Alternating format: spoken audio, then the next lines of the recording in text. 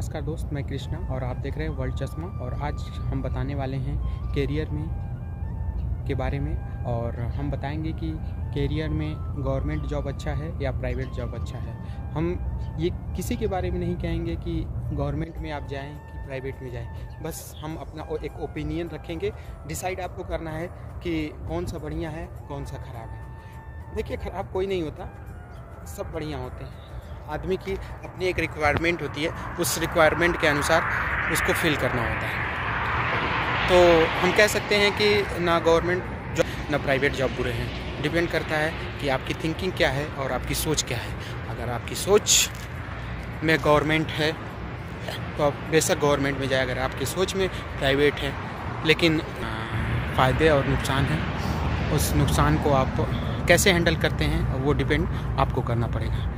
हमारे साथ बने रहिए अंत तक और हम आपको बताते हैं। आज का हमारा टॉपिक था कि हम कैरियर का पहले तो सिलेक्शन कैसे करें, मार्केट में चल क्या रहा है और मार्केट में चलने की वजह से मार्केट में क्या चल रहा है, क्या चीज़ की रिक्वायरमेंट है और क्या चीज़ करें कि हम कैरियर में आएँ। और समझ लीजिए कि आज की गिनती आपके पास कितनी खेती है ये मायने नहीं रखता। आपके पास नौकरी है या नहीं है, ये आपके पास नौकरी है तो आप एक अमीर आते हैं। अगर आपके पास नौकरी नहीं है तो आपको एकदम गरीब की तरीके से देखा जाता है। मैं यहाँ सिर्फ नौकरी की बात कर रहा हूँ, बिजनेस की बात नहीं कर रहा हूँ, क्योंकि बिजनेस से और नौकरी से दोनों का ही अलग अलग फ़र्क है। अगर आप बिज़नेस को कंपेयर नौकरी से मत करिएगा, क्योंकि बिज़नेस बहुत कुछ देता है लेकिन बहुत कुछ ले भी लेता है। हम आज जॉब की बात कर रहे हैं, बिज़नेस की हम बात नहीं कर रहे हैं। बिज़नेस अलग मैटर है, हम नौकरी की बात करते हैं। जब चाहते हैं, जब हम देखते हैं कि जब हम 10th और 12th में पहुंच जाते हैं तो हमारे पास, अगर आपके पास कोई गाइडलाइंस है तो आप उसके द्वारा आपको पता चल जाता है कि आपको ये करना चाहिए, इसका स्कोप है, इसका नहीं स्कोप है। तो उन बच्चों के लिए थोड़ा सा एक डायरेक्शन मिल जाता है। लेकिन बात उन बच्चों के लिए आती है जब बच्चे 9th और 10th और 11th 12th में एग्ज़ाम देते हैं, उसके बाद उनको पता नहीं होता है कि हम क्या करें। बीए करें, बीएससी करें, आईआईटी करें, सीपीएमटी करें, किस फील्ड में जाएं, उनको ये समझ में नहीं आता है।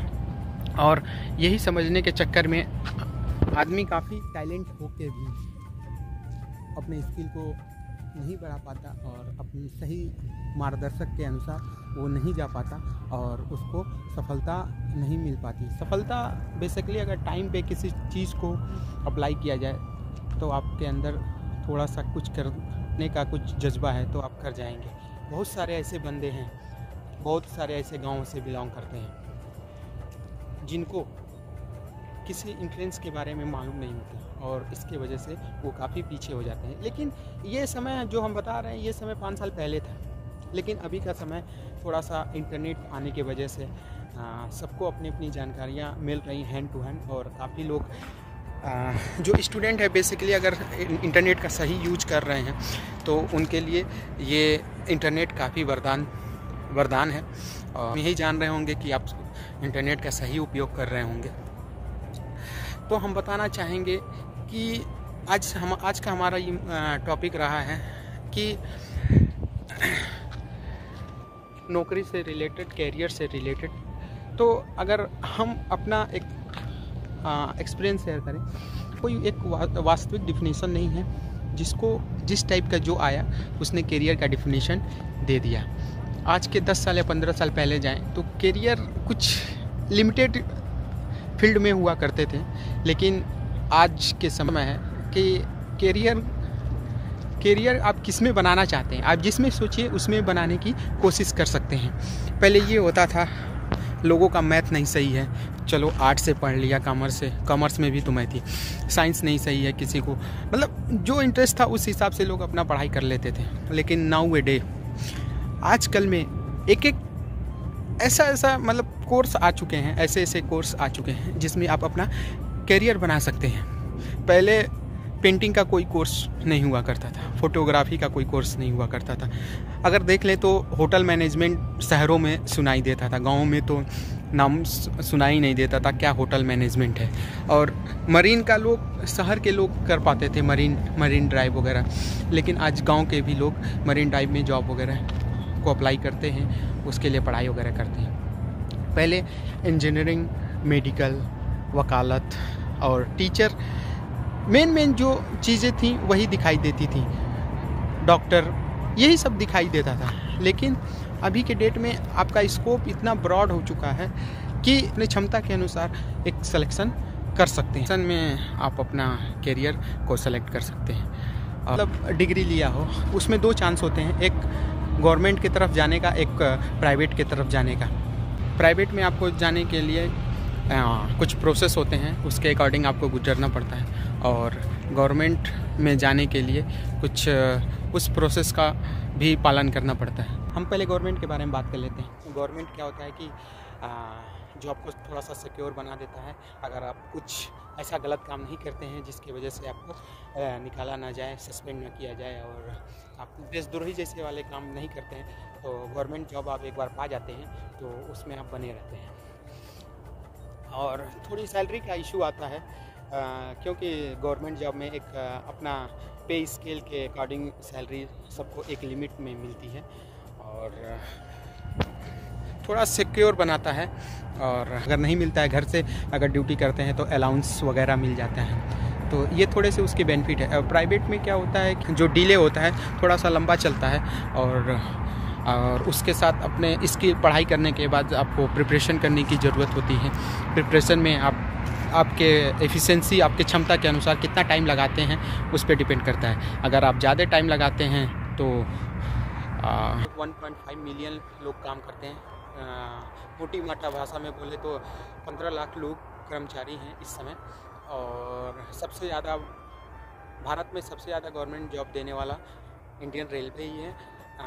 प्रोवाइड इंडियन रेलवे ही कराता है। इसके सिवा गवर्नमेंट बैंक हैं जो 348 नंबर में हैं, जो अभी कुछ रनिंग में है, कुछ अंडर कंस्ट्रक्शन में है। तो ये है। प्राइवेट सेक्टर में जाते हैं तो प्राइवेट सेक्टर में थोड़ा सा ये प्रोसेस जल्दी हो जाता है, क्योंकि वहाँ पे थोड़ा सा स्किल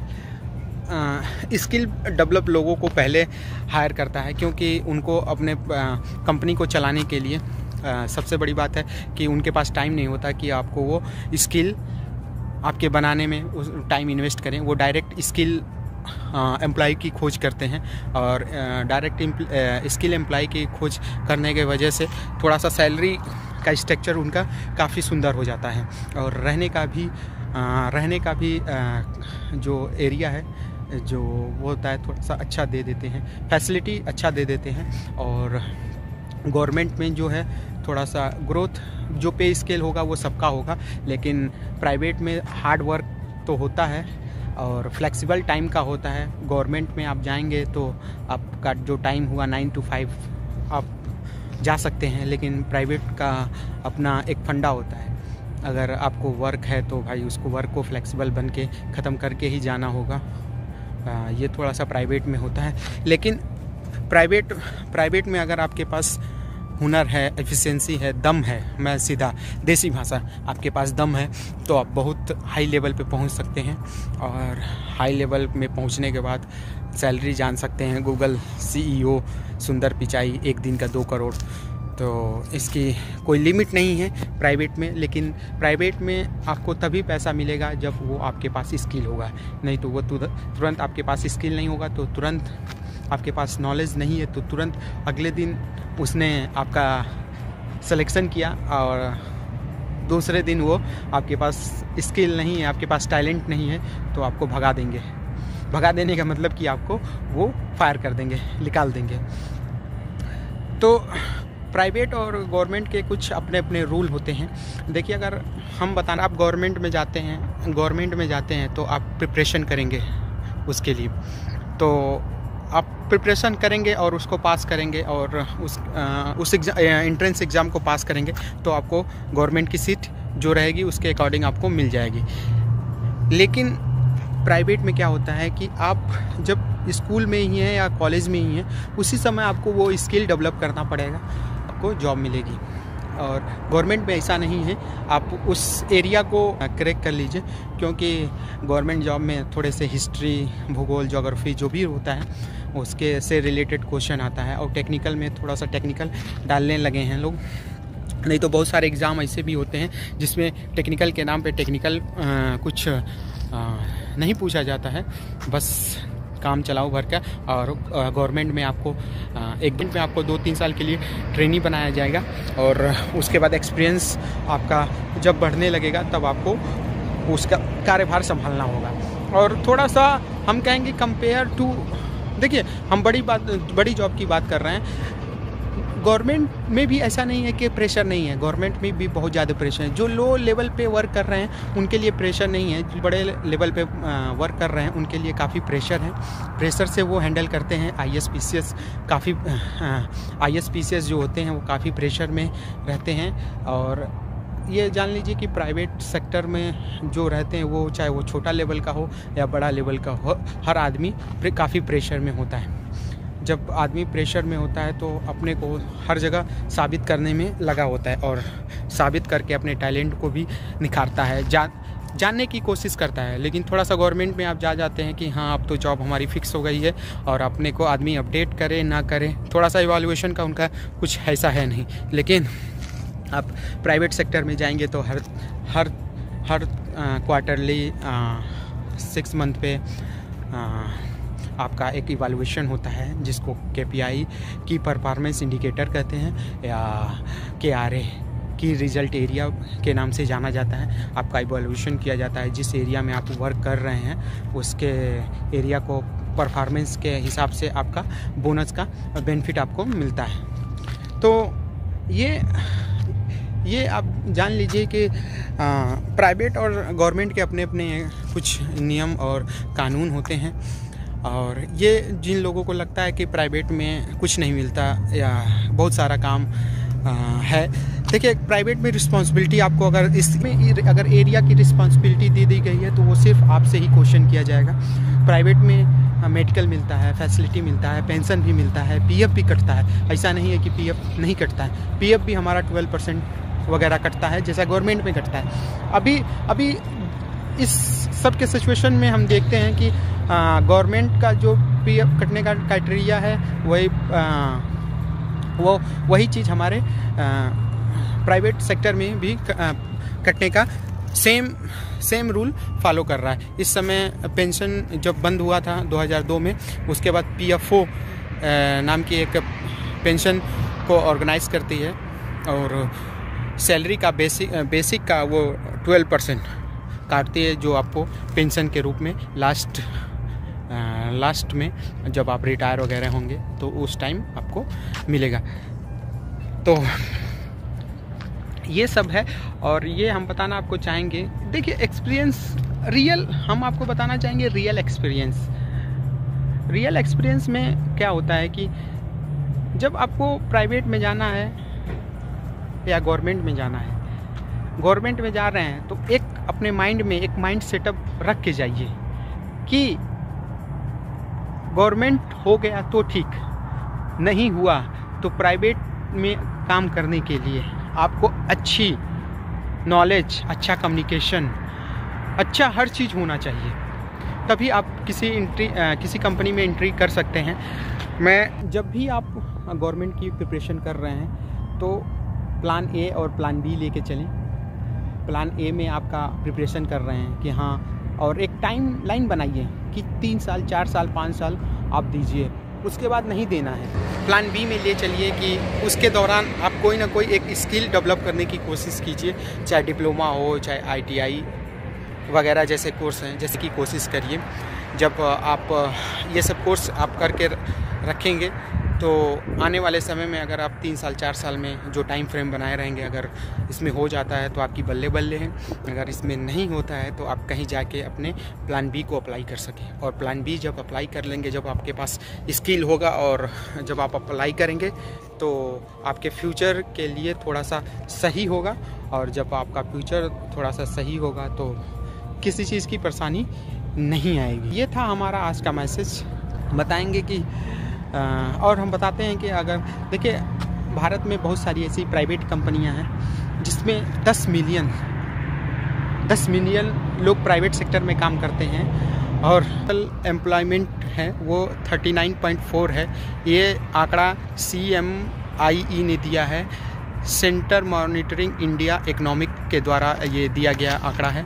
और इसके द्वारा बताया गया है कि इंडिया में 39.4% लोग बस ओनली काम करते हैं, जिसमें से अकेले गवर्नमेंट सेक्टर संभाल रही है रेलवे, जिसका 1.4 मिलियन का इंडियन रेलवे लेती है और 10 मिलियन ये प्राइवेट सेक्टर जो संभालती है। जो प्राइवेट सेक्टर में आपका टाटा आ गया, रिलायंस आ गया, ICI बैंक आ गया और हिंदुस्तान यूनिलीवर आ गया, ऐसी कंपनियां, तमाम ऐसी कंपनियां हैं जो ये संभाल रही हैं। बहुत सारे ऐसे जो लिमिटेड हैं वो संभाल रहे हैं। और PSU में लगभग 10 लाख लोग वर्किंग में हैं इस समय के। ये जो आंकड़ा है ये सब 2020 का है। और इस आंकड़े के अनुसार आप थोड़ा, हमने जो एक आंकड़ा आपके सामने रख दिया है, इस आंकड़े के अनुसार आप अपने को जज कर सकते हैं कि हमारे लिए कौन सा सही है, कौन सा गलत है। और देखिए प्राइवेट सेक्टर में जाने से पहले आपको काफ़ी प्रिपरेशन करने की पड़ती है। हम ये नहीं कहते हैं कि गवर्नमेंट में जाने से पहले गवर्नमेंट का प्रिपरेशन नहीं करना पड़ता है, लेकिन प्राइवेट सेक्टर में जाने के लिए आपको इंटरव्यू में आपके स्किल का इवैल्यूएशन किया जाएगा और इस स्किल के इवैल्यूएशन के अनुसार ही आपका सिलेक्शन होगा। तो हमारा कहना यही है कि अगर आप तैयारी कर रहे हैं तो आप एक टाइम फ्रेम बनाइए, उस टाइम फ्रेम में अगर आप हो गए तो ठीक है, नहीं तो आप प्लान B को अप्लाई करिए। ये पहले ही मैंने बता दिया है। और ये सब था हमारा आज का मैसेज। और इस मैसेज से आपको अगर अच्छा लगा हो तो लाइक, शेयर और सब्सक्राइब कर दीजिएगा। और फिर हम मिलेंगे किसी नए वीडियो में। चलिए, जय हिंद, जय भारत।